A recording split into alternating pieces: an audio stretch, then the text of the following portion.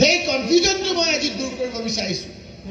আজি আমি কংগ্ৰেছে 10টা ৱাৰ্ডত 10জন কেণ্ডিডেট কৰিম।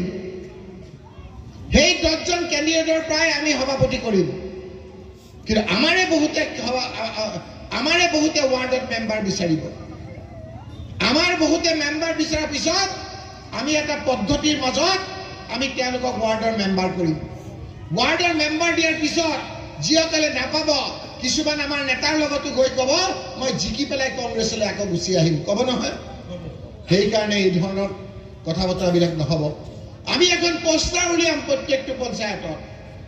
সেই পঞ্চায়তৰ পোষ্টাৰত আমি লিখি দিম যে এই পঞ্চায়তত জিলা পৰিষদৰ কংগ্ৰেছৰ কেণ্ডিডেট অমুক, তেওঁক হাতৰ চিনত ভোট দিয়ক। আমি কম এই পোষ্টাৰত যে অমুক আমাৰ আঞ্চলিক পঞ্চায়তৰ পাৰ্টি, আপোনালোকে হাতৰ চিনত ভোট দিয়ক।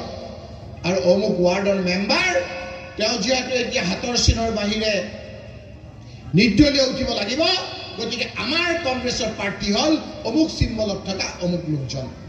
একেখন পোষ্টাৰতে আমাৰ 3জনৰ নাম থাকিব।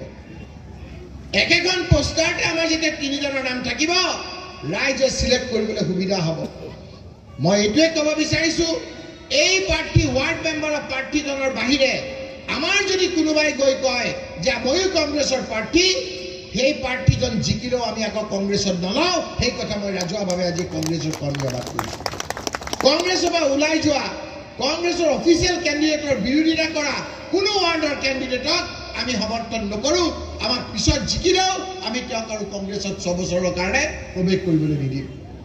এইটো এবাৰ চেলেঞ্জ হিচাপে আমি ল'ব লাগিব। যিটো পঞ্চায়তত ৱাৰ্ড মেম্বাৰজন কংগ্ৰেছৰ প্ৰাৰ্থী নিজিকিব, অৰুণোদয় বা বাকীবিলাকৰ কাৰণে আপোনালোকৰ কিন্তু আমি দায়িত্ব ল'ব নোৱাৰিম। আমাক দায়িত্ব ল'বৰ কাৰণে আপোনালোকে আমাক এমপিজন আপোনালোকৰ, বিধায়কজন আপোনালোকৰ, জিলা পৰিষদ আপোনালোকৰ কৰিব লাগিব, আঞ্চলিক পঞ্চায়ত কৰিব লাগিব, আৰু ৱাৰ্ড মেম্বাৰো আপোনালোকে কৰিব লাগিব। এইখিনি কৰাৰ পাছত আহি যাব আপোনালোকৰ MLA ইলেকশ্যন। MLA ইলেকশ্যনৰ পাছত এইবাৰ আপোনালোকে চাব, কোনো শক্তিয়ে হিমন্ত বিশ্ব শৰ্মাক বিজেপিক আৰু চৰকাৰ কৰিবলৈ সুবিধা নিদিয়ে। তাৰ প্ৰমাণ কি? তাৰ প্ৰমাণ এইবাৰ এইকেইদিনৰ ফেচবুক। কি দিছে ফেচবুকত? এতিয়া হিমন্ত বিশ্ব শৰ্মাই গৈ থাকিলে গৌৰৱ গগৈৰ চাহটো দেখিলে জাপ মাৰি দিয়ে, বাঘটো আহিলে বুলি ভাবে, বোলে বাঘ আহি গ'ল মোক খাব। কাৰণ তেওঁ ইণ্টেলিজেন্সৰ যোগেদি গম পাইছে যে সকলো শ্ৰেণীৰ ৰাইজে তৰুণ গগৈ ডাঙৰীয়াৰ সুযোগ্য পুত্ৰ আমাৰ গৌৰৱ গগৈ ডাঙৰীয়াৰ প্ৰতি যি ধৰণৰে সমৰ্থন আগবঢ়াইছে, এইবাৰ যে কংগ্ৰেছ পাৰ্টি যে এইবাৰ আমাৰ কংগ্ৰেছে চৰকাৰ কৰিব, সেই কথাটো গম পাইছে। ভূপেন বৰা ডাঙৰীয়াৰ নেতৃত্বত আমি সকলো ঐক্যবদ্ধ, আৰু সেইকাৰণে আজি আপোনালোকে দেখিছে গৌৰৱ গগৈক বিভিন্ন ধৰণে কুণ্ঠাচা কৰিব খুজিছে। কিনাৰত থিয় হৈছে ভূপেন বৰা, কিনাৰত থিয় হৈছে প্ৰদ্যুৎ বৰদলৈ। আমি একেলগে ৰকিবুল হুছেইন, আমি সকলো ঐক্যবদ্ধ হৈ আছো। এনেকুৱা হিমন্ত বিশ্ব শৰ্মাই একো কৰিব নোৱাৰে। আমাৰ গৌৰৱ গগৈ ডাঙৰীয়াই ৰাইজৰ সমৰ্থনত তেখেতক সকলোৱে দোৱা আছে, আশীৰ্বাদ আছে। এই বিপদ কৰিব খুজিছে, এই বিপদ তেওঁৰ কাৰণে আশীৰ্বাদ হ'ব, দোৱা আছে ৰাইজৰ, হয়নে নহয় কওক?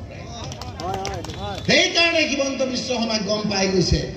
সেইটোতো বাদেই কংগ্ৰেছৰ কথা, হিমন্ত বিশ্ব শৰ্মাক বিজেপিয়ে বেয়া পায়। আজিকালি বিজেপিয়ে দায়িত্ব দিছিল যে যোৱা হিমন্ত বিশ্ব শৰ্মা, তোমাৰ ইমান ক্ষমতা আছে, ইমান পইচা পাতি তোমাৰ আছে, যোৱা ঝাৰখণ্ডত তুমি বিজেপিক জিকাই দিয়া। গৈছিল বিজেপিক জিকাবলৈ এজন দলিত লোক, টি গাৰ্ডেনৰ মানুহ, সেই লোকজনক বিভিন্ন ধৰণেৰে অপমান কৰিলে। আমাৰ সুৰেন ডাঙৰীয়া মুখ্যমন্ত্ৰীৰ ফটো, ইফালে আমাৰ বিজেপিৰ পৰা সকলোকে বাদ দি হিমন্ত বিশ্ব শৰ্মাৰ ফটো। গোটেই অসম ভাৰতবৰ্ষত হুলস্থুল যে হিমন্ত বিশ্ব শৰ্মা ডাঙৰীয়াৰ নেতৃত্বত এইবাৰ ঝাৰখণ্ডত বিজেপি আহিব। কিন্তু যেতিয়া ৰিজাল্ট দেখা গ'ল, ৰাইজে সেই দলিত নেতাজনক যে অপমান কৰিলে, বিজেপিক সম্পূৰ্ণৰূপে প্ৰত্যাখ্যান কৰি, হিমন্ত বিশ্ব শৰ্মাক সম্পূৰ্ণৰূপে প্ৰত্যাখ্যান কৰি, বিজেপিক কুণ্ঠাচা কৰি কংগ্ৰেছৰ নেতৃত্বত আমাৰ ইণ্ডিয়াৰ এলায়েন্সৰ সুৰেন ডাঙৰীয়া আকৌ আমাৰ মুখ্যমন্ত্ৰী হ'ল।